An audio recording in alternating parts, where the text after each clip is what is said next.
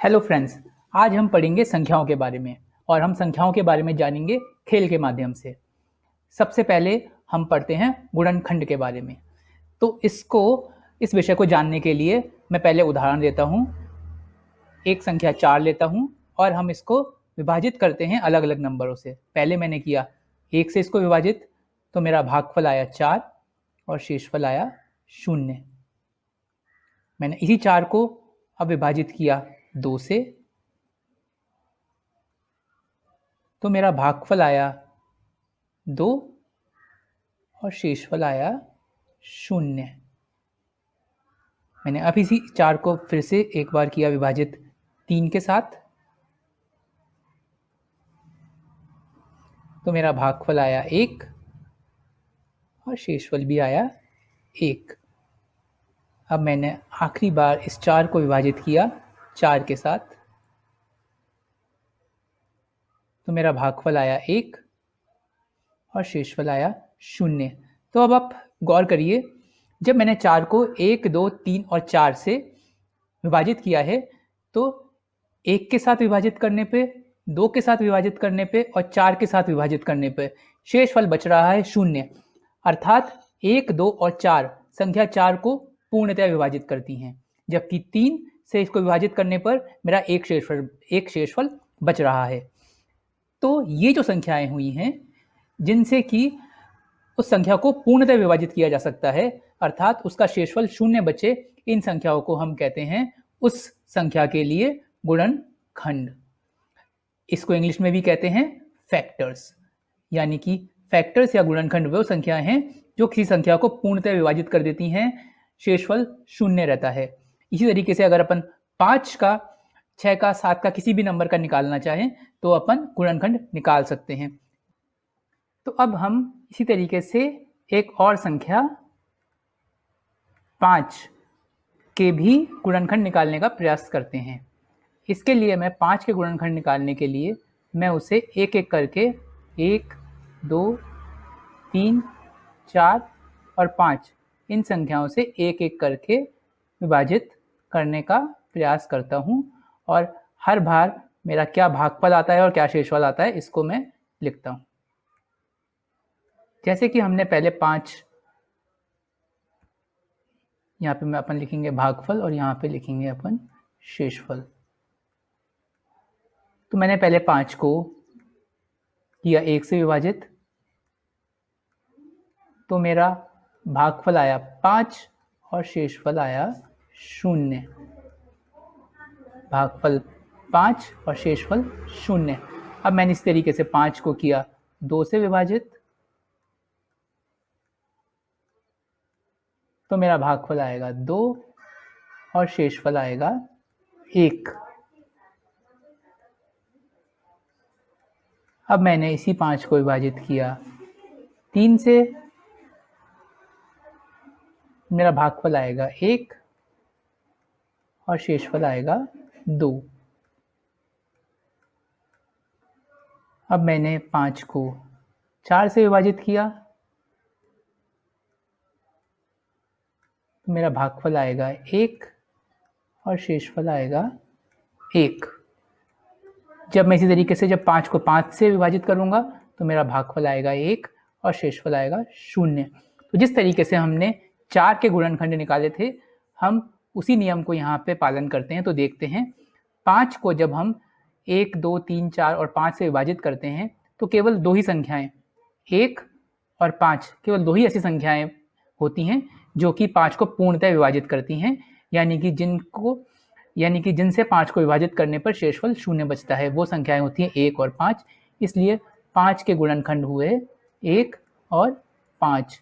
जैसे हमने पहले 4 के गुणनखंड निकाले थे 1, 2 और 4, क्योंकि इन तीनों संख्याओं से 4 को भाग देने पर शेषफल 0 बचता था। उसी तरीके से हमने 5 के भी गुणनखंड निकाले, वो केवल 2 ही संख्याएं हैं 1 और 5, क्योंकि केवल इन्हीं 2 संख्याओं से 5 को भाग देने पर शेषफल 0 बचता है, अर्थात वह 5 की पूर्ण विभाजक होती हैं।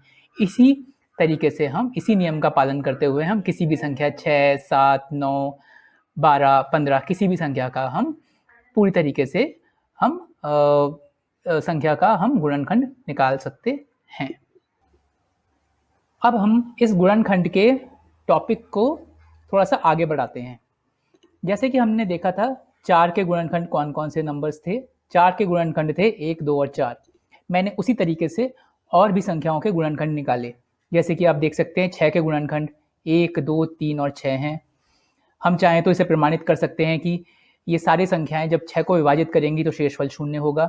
जैसे कि 2 से 6 को विभाजित करने पर शेषफल 0 बचेगा। 3 से 6 को विभाजित करने पर शेषफल फिर 0 बचेगा। 6 को और 1 को भी विभाजित करने पर शेषफल 0 ही बचेगा। इसी तरीके से 9 के गुणनखंड हैं 1, 3 और 9। 12 के काफ़ी सारे हैं 1, 2, 3, 4, 6 और 12।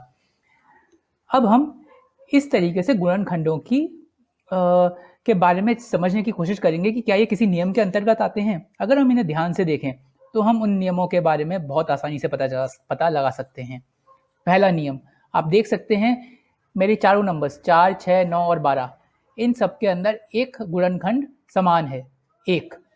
ऐसा इसलिए है क्योंकि 1 वह संख्या है जो किसी भी संख्या को पूर्णतः विभाजित कर सकती है। क्योंकि जब भी 1 से किसी भी संख्या को विभाजित करेंगे तो हमेशा शेषफल 0 ही आएगा। इसीलिए हम कह सकते हैं कि 1 हर संख्या का गुणनखंड होता है। यहाँ पे हम एक और बात गौर करें कि जो हमारे गुणनखंड हैं, अगर हम उनकी टेबल लिखने का प्रयास करें तो वह संख्या जिसका कि वो गुणनखंड है वो उसकी टेबल में कहीं ना कहीं पे अवश्य आएगी। जैसे कि अगर हम 2 की टेबल बोलें, 2 1 जा 2, 2 2 जा 4, 2 3 जा 6, 6 आया। 3 की टेबल करें, 3 1 जा 3, 3 2 जा 6, 6 आया। 12 के बारे में बात करें तो 2 की टेबल करें तो 2 1 जा 2, 2 2 जा 4, ऐसे करेंगे हम तो 2 6 जा 12 आएगा। 3 की टेबल में 3 4 जा 12 आएगा। 4 की टेबल में 4 3 जा 12 आएगा। तो इस तरीके से हम ये देख सकते हैं कि जब भी संख्याएं जो कि उसके गुणनखंड हैं, उन सब संख्याओं के टेबल में कहीं ना कहीं पे वह संख्या अवश्य आती है। तो इस तरीके से हमारा पहला नियम हुआ 1 हर संख्या का गुणनखंड है क्योंकि 1 की टेबल में सारे नंबर्स आते हैं। दूसरा नियम आप देखिए 4, 6, 9 और 12, इन सब में एक गुणनखंड 4 का एक गुणनखंड 4 है, 6 का गुणनखंड 6 है, 9 का गुणनखंड 9 है, 12 का एक गुणनखंड 12 है। अर्थात संख्या स्वयं की गुणनखंड होती है। ऐसा इसलिए क्योंकि अगर हम 4 का गुणनखंड निकालने जाएं तो 4 की टेबल में 4 आएगा ही आएगा, 4 1 जा 4। 6 का एक गुणनखंड 6 होगा ही क्योंकि 6 की टेबल में 6 आता भी है और 6 से 6 को विभाजित करें तो शेषफल भी 0 बचता है। इसी तरीके से 9 और 12। तो हमारा दूसरा नियम हुआ कि हर संख्या स्वयं का एक गुणनखंड होती है और ये हर संख्या के लिए लागू होता है, चाहे आप 100 पे जाएं, 200 पे जाएं, 500 पे जाएं, किसी भी नंबर पे जाएं, वह संख्या खुद अपनी संख्या की गुणनखंड होगी। और तीसरा नियम जो हमने शुरू में पढ़ा था कि हर गुणनखंड किसी संख्या का गुणनखंड उस संख्या को पूर्णतः विभाजित करता है। अर्थात जैसे 12 के गुणनखंड 1, 2, 3, 4, 6 और 12 हैं, वे सारे नंबर्स अगर 12 को उनमें से किसी भी नंबर से विभाजित करेंगे तो हमारा शेषफल 0 आएगा। तो ये हमारे 3 नियम हुए। पहला नियम 1 हर संख्या का गुणनखंड है, दूसरा संख्या स्वयं की गुणनखंड होती है और तीसरा एक संख्या के गुणनखंड उस संख्या को पूर्णतः विभाजित करते हैं।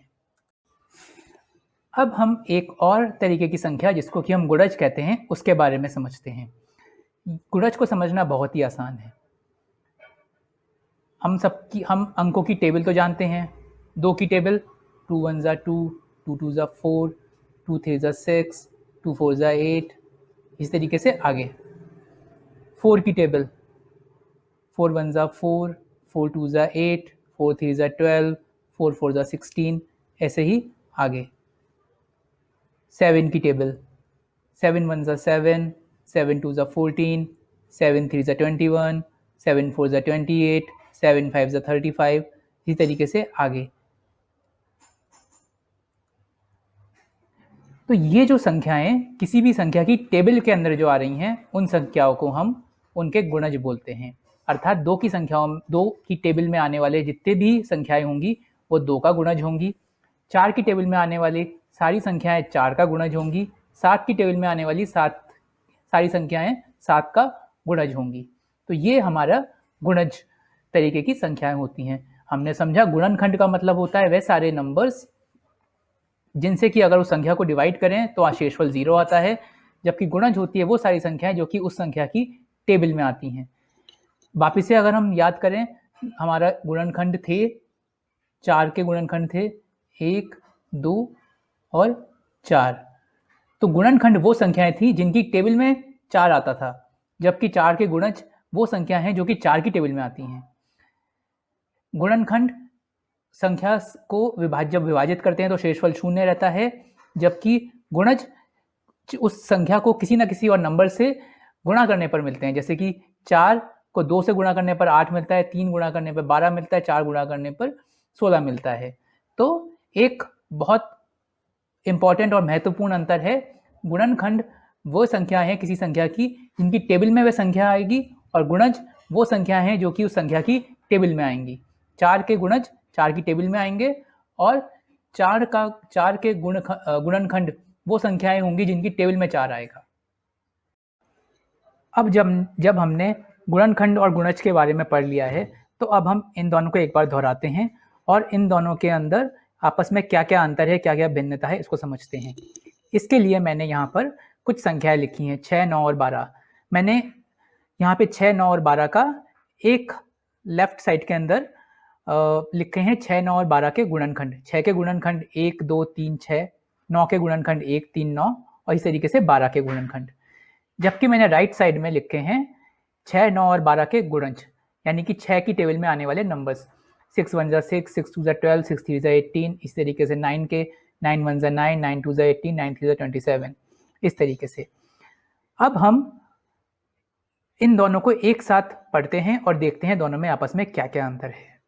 इसके लिए अपन एक संख्या x, एक काल्पनिक संख्या x को मानते हैं और फिर देखते हैं कि गुणनखंड और गुणज इस x संख्या के लिए किस तरीके से भिन्न होते हैं। पहला अंतर आप देख सकते हैं, 6 के गुणनखंड हैं 1, 2, 3 और 6। इनमें क्या विशेषता है कि इन सब नंबर्स में, इन सारी संख्याओं में 1, 2, 3 और 6 इन सब की टेबल में कहीं ना कहीं पर 6 आता है। इसी तरीके से 9 के गुणनखंड हैं 1, 3 और 9, कहीं ना कहीं 1, 3 और 9 की टेबल में 9 आता है। इसी तरीके से 12 के अंदर जो संख्याएं दी हुई हैं, लिखी हुई हैं, उनकी टेबल में कहीं ना कहीं पर 12 आता है। अर्थात x के गुणनखंड वह संख्याएं होते हैं जिनकी टेबल में कहीं ना कहीं पे x आता है। ये गुणनखंड की विशेषता होती है।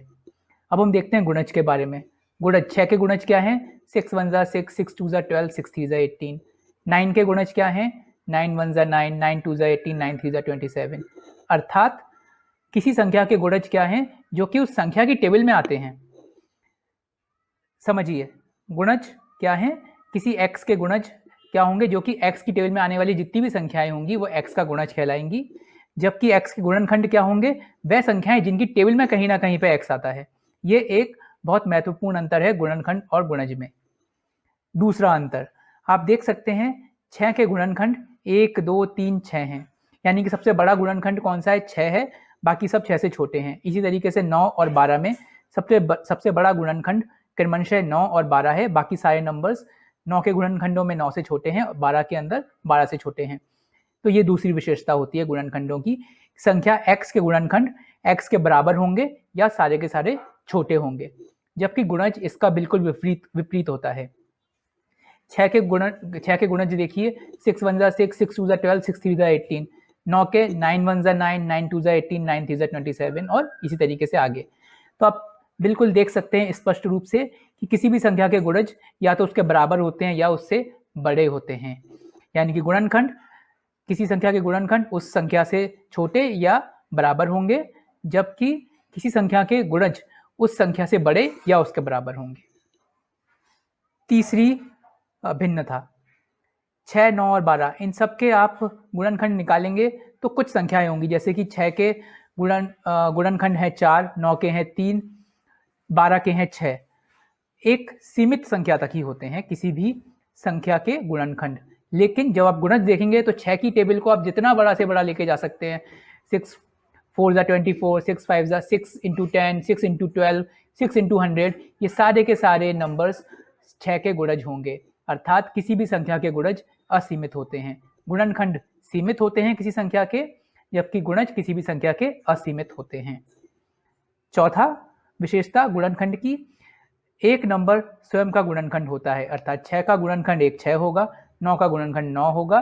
क्यों? क्योंकि मैंने पहले भी बताया कि खुद 6 को जब विभाजित करेगा तो शेषफल 0 छोड़ेगा, और या इस तरीके से समझ सकते हैं कि 6 की टेबल में कहीं ना कहीं पे 6 आता है, इसलिए हर नंबर का गुणनखंड वह स्वयं भी होता है। इसी तरीके से गुणज में भी यही विशेषता होती है कि एक संख्या खुद का गुणज होती है, क्योंकि वह संख्या खुद की टेबल में अवश्य आती है। जैसे कि 6 की टेबल में 6 1 6 आएगा, 9 की टेबल में 9 1 9 आएगा, 12 की टेबल में 12 1 12 आएगा, इसी तरीके से आगे 15 1 15, 18 1 18। तो संख्या खुद अपनी टेबल में आती ही आती है, इसलिए हर संख्या स्वयं का गुणज भी होती है।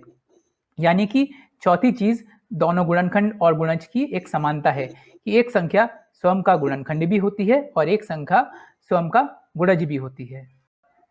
अब हम गुणनखंडों के विषय पर आधारित ही एक और तरीके की संख्याओं के बारे में पढ़ेंगे, जिन्हें हम भाज्य और अभाज्य संख्याएं कहते हैं। इसके लिए हम वापस से जाते हैं अपनी उन्हीं संख्याओं के बारे में जिनके कि हमने गुणनखंड निकाले थे। 4, इसके हमने गुणनखंड निकाले थे 1 2 4। 6 के हमने गुणनखंड निकाले थे 1 2 3 और 6। हमने 5 का भी गुणनखंड निकाला था और हमें पता चला था कि 5 के गुणनखंड केवल 2 ही होते हैं, 1 और 5। इसी तरीके से अगर हम 7 का गुणनखंड निकालेंगे तो देखेंगे 7 के गुणनखंड भी केवल 2 होते हैं, 1 और 7। इनमें आप पहले वाली दो संख्याओं और दूसरे वाली दो संख्याओं में अंतर देखिए। पहले वाली दो संख्याओं में गुणनखंड, जो गुणनखंडों का नियम होता है कि एक गुणनखंड होता ही होता है और एक संख्या खुद का गुणनखंड होती है, यानी कि 4 के गुणनखंड 1 और 4 और 6 के गुणनखंड 1 और 6 तो हैं ही। इसके अलावा भी कुछ और संख्याएं भी हैं, जैसे कि 4 का गुणनखंड 2 भी है और 6 का गुणनखंड 2 और 3 भी हैं, यानी कि 4 और 6 के गुणनखंड 1 और वह स्वयं के अलावा भी कोई और संख्या भी है। किंतु अगर हम नीचे की दोनों संख्याओं को देखें 5 और 7 को, तो इसके गुणनखंड केवल 1 और वह स्वयं खुद संख्या है। इसका क्या मतलब है? इसका मतलब है कि 4 को 1 और वह खुद के अलावा 2 भी एक ऐसी संख्या है जो कि उसे पूर्ण विभाजित कर सकता है। 6 में 1 और 6 के अलावा भी वो दो संख्याएं हैं 2 और 3 जो कि उसको पूर्णतः विभाजित कर सकती हैं, जो कि उसकी पूर्ण विभाजक हैं। किंतु 5 और 7 में ऐसा नहीं है। 5 और 7 केवल 1 से और खुद स्वयं से, यानी कि 5 1 और 5 से और 7 1 और 7 से, केवल इन्हीं से पूर्ण तरीके से विभाजित हो सकता है।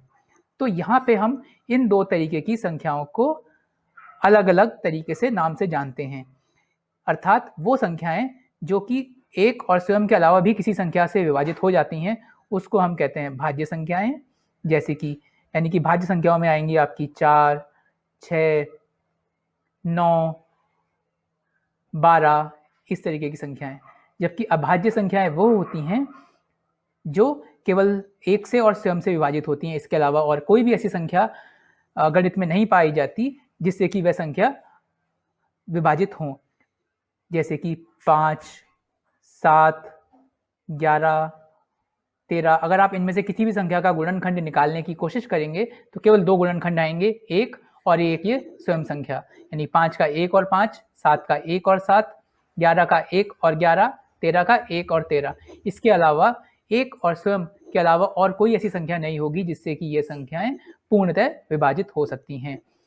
इन संख्याओं को हम इंग्लिश में कहते हैं, भाज्य संख्याओं को हम बोलते हैं कंपोजिट नंबर्स और अभाज्य संख्याओं को हम बोलते हैं प्राइम नंबर्स। तो इस तरीके से हमने इस चैप्टर में गुणनखंड, गुणज, इन दोनों के गुणनखंड और गुणज की विशेषताएं और अंतर को जाना, और फिर गुणनखंड के विषय को हमने थोड़ा और विस्तारित करके भाज्य और अभाज्य की विशेषताओं को जाना।